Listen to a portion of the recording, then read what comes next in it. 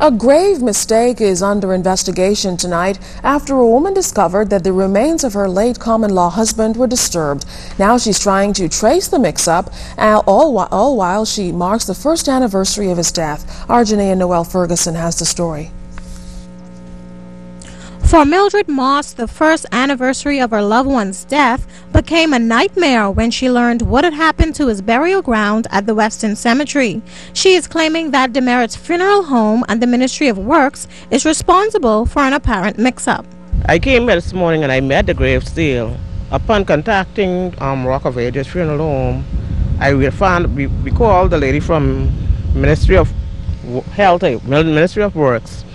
And we found out that somebody had a funeral in his grave. They removed the body, put it in the dead grave, had a funeral in the grave, realizing that it was the wrong grave, put the body back.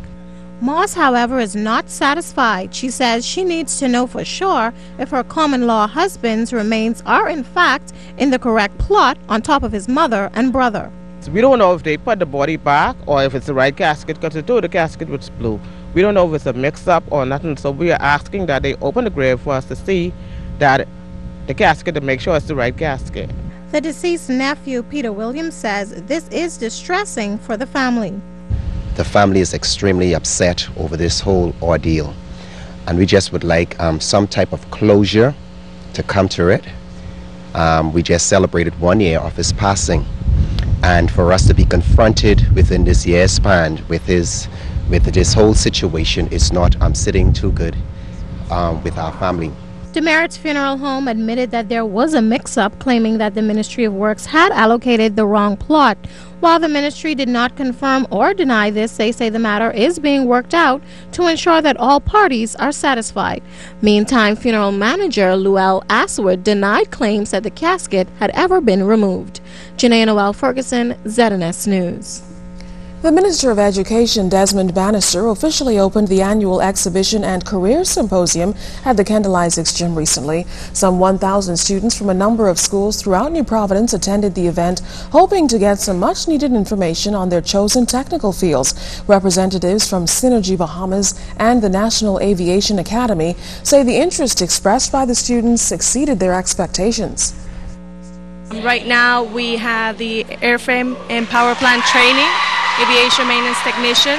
It's only 14 months for those interested in becoming aircraft mechanics. They will obtain an airframe and power plant license with the FAA that will allow them to work in any type of aircraft, helicopter, pretty much anything that flies.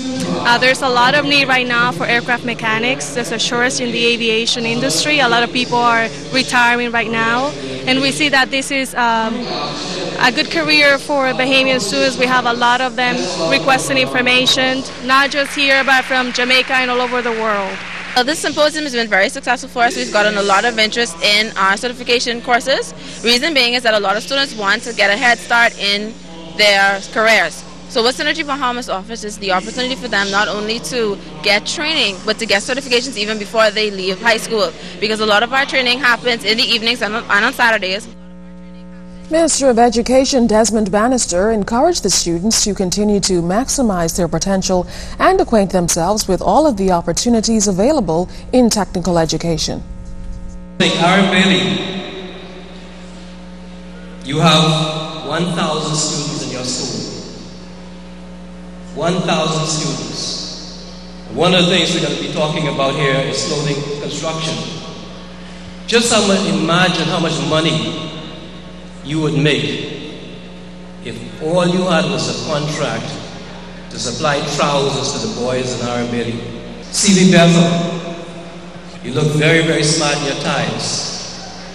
Just think how much money you would make just making ties and having a contract to make ties for every student in your school.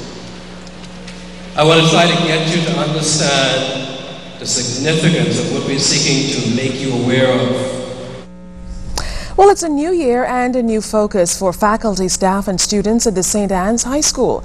With the increasing levels of crime and violent behavior brewing in this society, this year the school hosted an all-males initiative which aims to turn young men into future leaders. LaDon Davis has the story. In some cases, a number of young men fall through the cracks, but guidance counselor at St. Anne's High School, Carl Campbell, will do all he can to prevent this from happening. With the hike in crime figures last year and most of those crimes committed by young men, Campbell feels this first male program at the school is one way to mold young males into becoming better husbands and fathers. This is the best time to start the beginning of the school year, a new year, where we wanted them to focus so much on what it is that they want to do in the coming years to come. And so no better chance than now. We are very much aware of the murder count and the crime rate of last year, and so we wanted to get a fresh start. We wanted to forget about those things, put those things behind us, and see if we can help our boys who live within these communities. More than 200 young men and 60 fathers flocked to the school's auditorium to hear from dynamic speakers like the Archbishop of the Anglican Diocese, Leish Boyd, Assistant Commissioner of Police Hewlin Hanna, and Teen Challenge founder Eric Fox. Head boy Joash Boyd and participant Quinn McCartney both agree that this male program is a step in the right direction. I feel that this all-male initiative was an excellent idea. We had speakers such as Mr. Eric Fox. He spoke to us about some of the mistakes that he made and the impact that it had. It will guide some of the students. It will help them to realize that the road that he went down is not the road that should be traveled. This was an excellent initiative where fathers could come out in numbers and show that they do support, and they are, even though they may not be in the forefront all the time, they are behind the scenes helping to support the children and the young men of our community. With a good response like this one, faculty at St. Anne's High School say they are not only hoping to see change in the behaviors of these young men, but plan to host a gender assembly every 2 months. LaDawn Davis, ZNS News.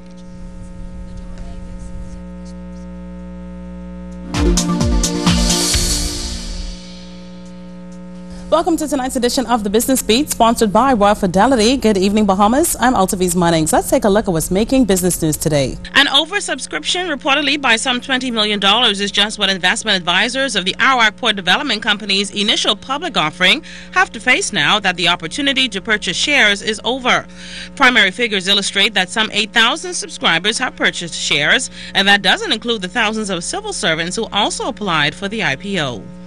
RBC Royal Bank and RBC Finco received the third annual Corporate Donor Award at the Bahamas Red Cross Ball on the weekend. Market head of RBC's retail banking in the Bahamas, Turks and Caicos Islands, Nathaniel Bannaby Jr., said the award was a true honor, as giving back to our community is one of the core values at RBC, and the Red Cross is one of our valued partners.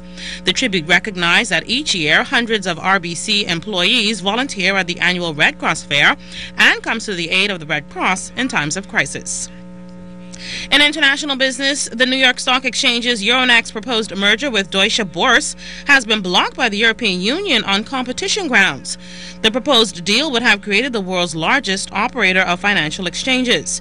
However, the European Commission blocked the deal because it said it would have created a near monopoly in European financial derivatives. And in regional business, mobile market leader Digicel Jamaica has rebuffed suggestions of rival Lime Jamaica that by offering Claro customers an opportunity to switch to its network while retaining their existing numbers would introduce local number portability through the back door. Lime has suggested that if Claro customers were allowed to switch to the competition while keeping their numbers, it would be a clandestine and privileged introduction of local number portability, which appears to have been specially granted only to Digicel. Remember, you can send us an email or join us on www.znsbahamas.com or become our friend on ZNS's official Facebook page. And that will end tonight's edition of the Business Beat, sponsored by Royal Fidelity. Thanks so much for watching. I'm Altaviz Munnings.